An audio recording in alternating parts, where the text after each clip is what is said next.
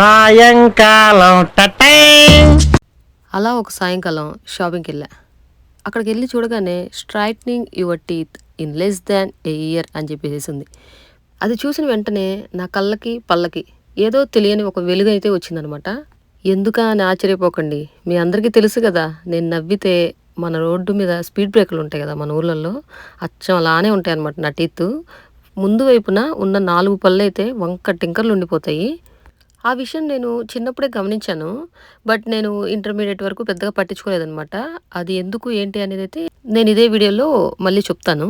దానికంటే ముందు నేను చెప్పాల్సింది ఏంటి అంటే బీటెక్‌లో ఉన్నప్పుడు గుంటూరెళ్ళినప్పుడు హాస్పిటల్స్ చుట్టూ తిరిగాననమాట డెంటిస్ట్ దగ్గరికి. నా టీత్ ఏమైనా అడ్జస్ట్ చేయగలుగుతామా లేదా అని జెప్పేసేసి. అక్కడ మేము ఎంక్వైరీ చేసిన తర్వాత తెలిసిన విషయం ఏంటి అంటే, దానికి వితిన్ ఏజ్ లిమిట్ ఉంటది. ఆ ఏజ్ లిమిట్‌లోనే మనం క్లిప్ అనేది పెట్టించుకోవాలి. పెట్టుకున్న తర్వాత 2 ఇయర్స్ వరకు గూడా మనం అంతే కంప్లీట్‌గా ఉంచుకోవాలనమాట. దాన్ని తీసి పక్కన పెట్టకూడదు. అలా కొన్ని రూల్స్ అండ్ రెగ్యులేషన్స్ అలాగే ఏజ్ లిమిట్ ఉండడం వల్ల నేనైతే పెట్టించుకోలేకపోయాను. నా ఏజ్ అప్పటికి దాటిపోయింది. వాళ్ళు చెప్పిన ఏజ్ కన్నా గూడా. ఇంకా అప్పుడు తప్పనిచ్చి ఇంకెప్పుడు గూడా నేను మళ్ళీ ట్రై చేయలేదనమాట. నా టీత్ వల్ల ఏదన్నా ప్రాబ్లమ్ ఉందా? లేదా? అని జెప్పేసి. అప్పుడు గూడా మెయిన్ ఇంట్రెస్ట్ చూపిచ్చింది దేనికి అంటే పెళ్లి కోసమే. వచ్చేవాడు ఇది చూసి ఏమన్నా చేసుకుంటారా? లేదా? అందంగా ఉంటామో, అందంగా కనిపించమేమో అని జెప్పేసి భయముండేది.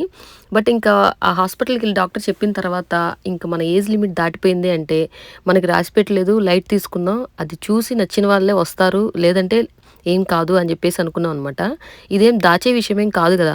మనం స్మైల్ జేయమంటారు. నవ్వగానే ఆ పళ్ళు కనిపిస్తూనే ఉంటాయి గదా! అది చూసి ఓకే అనుకుంటేనే గదా చేసుకుంటారు.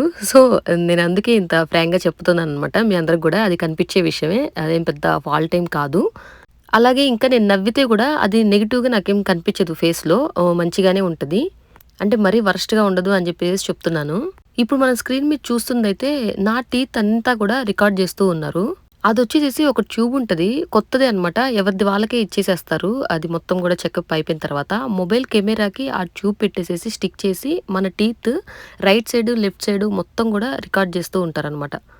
అసలిదంతా కూడా ఎక్కడ ఏంటి అనుకుంటున్నారా? నేను షాపింగ్‌కెళ్ళి ఇలా టీత్ గురించి ట్రీట్మెంట్ ఏంటి అని అనుకుంటున్నారేమో!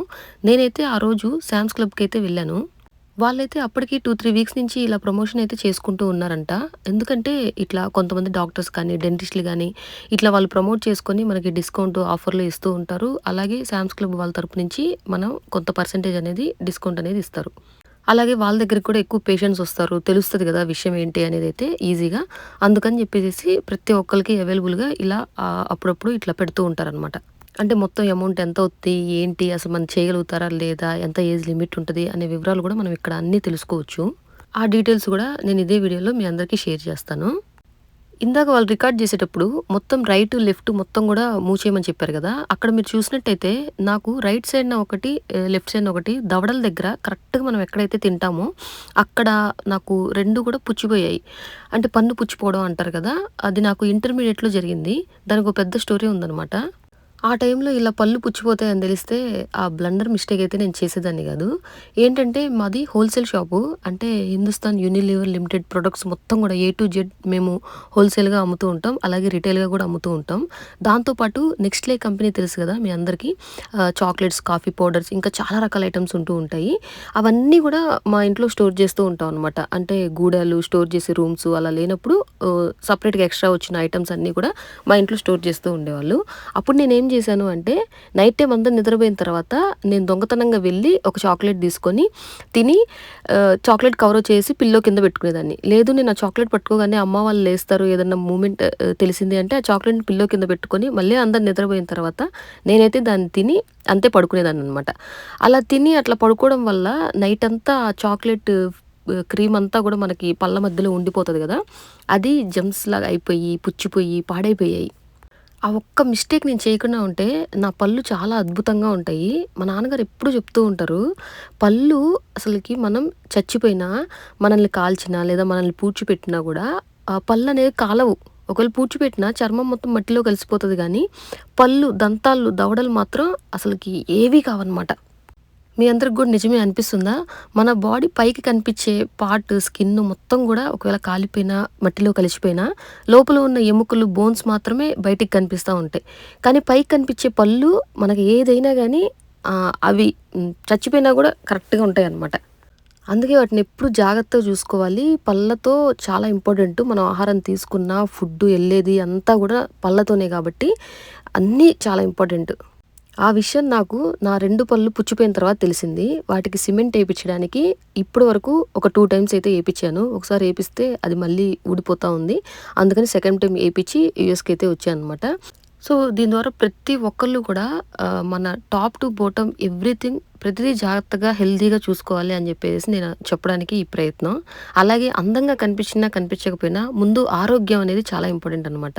ఇప్పుడు నా పళ్ళు వంకర టింకర్లుండి అట్లనే కనిపిస్తున్నా, ఎక్స్‌పోజ్ అవుతున్నా నాకేం కాదు. బట్ లోపల పళ్ళు పుచ్చిపోయి పాడైపోతే ఎంత డేంజరు. చాలా కష్టం గదా! సో, నేను మెయిన్ చెప్పేదేంటి అంటే అందం కన్నా ఆరోగ్యం చాలా ఇంపార్టెంటు. దాని తర్వాత అందం. ఇప్పుడు ఈమె చూడండి స్క్రీన్‌లో ఒక మ్యాజిక్ అయితే చేసి చూపిచ్చింది. నా వంకర టింకర్లున్న పళ్ళని ఒక్కసారిగా సైడ్‌కి తిప్పేసేసి మంచిగా చేసేసిందనమాట స్ట్రెయిట్‌గా. అసలు నిజంగా అంత ఈజీగా నా పళ్ళు గూడా స్ట్రెయిట్‌గా అయిపోతే ఎంత బాగుండు అనిపిచ్చింది. ఒకసారి మీ అందరూ గూడా చూడండి ఆ మ్యాజిక్. అక్క కొంచెం పక్కకు జరుగుతావే, ప్రపంచం కనిపిస్తలే.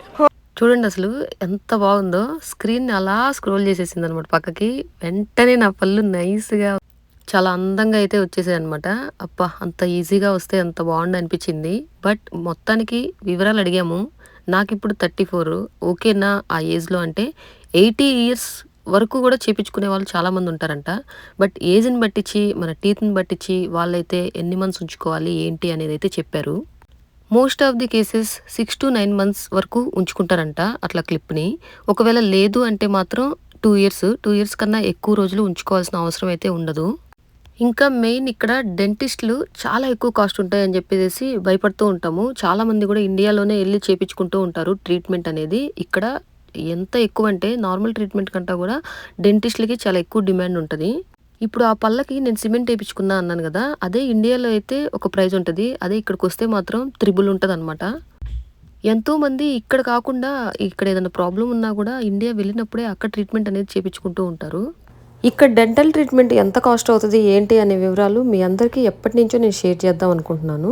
బట్ ఈ వీడియో ద్వారా, ఈ ఇన్ఫర్మేషన్ ద్వారా అయితే నాకు ఆ ఛాన్స్ వచ్చింది.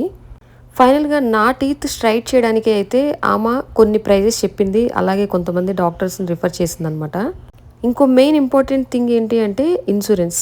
ఓన్లీ డెంటల్‌కి మాత్రమే ఇన్సూరెన్స్ సెపరేట్‌గా ఉంటది. మన బాడీకి సెపరేట్‌గా ఉంటది. ఈఎన్‌టీ డాక్టర్స్‌కి సెపరేట్‌గా ఉంటదనమాట ఇన్సూరెన్స్‌లనేవి.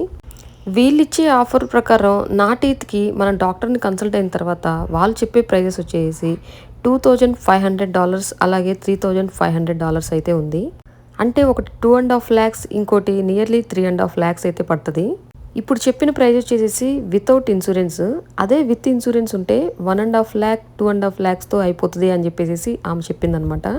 ఇంకోటి డాక్టర్ అపాయింట్మెంట్. అపాయింట్మెంట్ కోసం $100 అనేది మనం పే చేయాలి. బట్ వీళ్ళ రిఫరల్ ద్వారా వెళ్తున్నాం కాబట్టి మనం పే చేసి వెళ్ళిన తర్వాత వాళ్ళైతే మనం ఎక్కడి నుంచి వచ్చాం, ఏంటి రిఫరెన్స్ అని చెప్పిన తర్వాత మనకు అవైతే రిటర్న్ ఇచ్చేస్తారు. కానీ ట్రీట్మెంట్‌కి అయ్యే డబ్బులు మాత్రం మనకి ఏవి రిటర్న్ ఇవ్వరు. ఇన్సూరెన్స్ ఉంటే ఒక రేటు, ఇన్సూరెన్స్ లేకుండా వెళ్తే ఒక ప్రైస్. ఇది అమెరికా. ఏది ఊరకనే ఉండదు. ప్రతి దానికి పైసా ఉండాల్సిందే. ఆ ఒక్క మాటతో లేచి 2 జేబుల్లో చేతులు పెట్టుకుని నడుచుకుంటూ వెళ్ళిపోతున్నాను. నేను ఎక్కడికి వెళ్తాను కూడా నాకు తెలియదు. ఆ ప్రైజెస్ చూసి ఇన్సూరెన్స్ గురించి కూడా వివరాలు చెప్పిన తర్వాత నాకైతే ఒకసారి కళ్ళు తిరిగాయి. అయినా ఎక్స్‌పెక్టెడేనండి. నాకు ఆల్రెడీ తెలుసు ఇక్కడ డెంటల్ ట్రీట్మెంట్స్ ఎలా ఉంటాయి, ఎంత ప్రైజెస్ ఉంటాయి అని చెప్పేసేసి. అన్నీ విన్న తర్వాత మా హస్బెండ్ అయితే పాపం నా ఇష్టం అని చెప్పేసి ఎప్పుడు రెడీగా ఉంటారు. నేను ఇప్పుడు ట్రీట్మెంట్ ఓకే అన్నా కూడా చేపించడానికి తనైతే రెడీగా ఉన్నారు. బట్ నేనే కొంచెం ఆలోచిస్తున్నాను. ఎందుకు అనుకుంటారేమో, నేను అందరిలాగే కదండి. నాకు అనిపిస్తుంది కదా, నా ఎర్నింగ్తో నేను నాకు కావాల్సిన ట్రీట్మెంట్స్, నాకు కావాల్సిన ఖర్చు నేను పెట్టుకోవచ్చు కదా ఈజీగా అనిపిస్తూ ఉంటుంది. తను బేర్ చేయలేడు అని కాదు, అవన్నీ నాకు తెలుసు. తను బేర్ చేయగలుగుతారు, తను ఈజీగా నాకు ఇప్పుడు ట్రీట్మెంట్ ఇవ్వమంటే ఇప్పిస్తారు అని చెప్పేసి.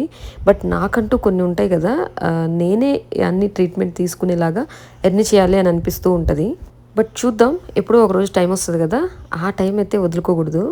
అండ్ ఫైనల్‌గా తనైతే మాకొచ్చిన డౌట్స్‌ని, మేము అడిగే చాలా క్వెషన్స్‌ని అయితే చాలా ఓపికగా ఎక్స్‌ప్లెయిన్ చేసింది. ఎందుకంటే వాళ్ళ డ్యూటీనే అది కదా.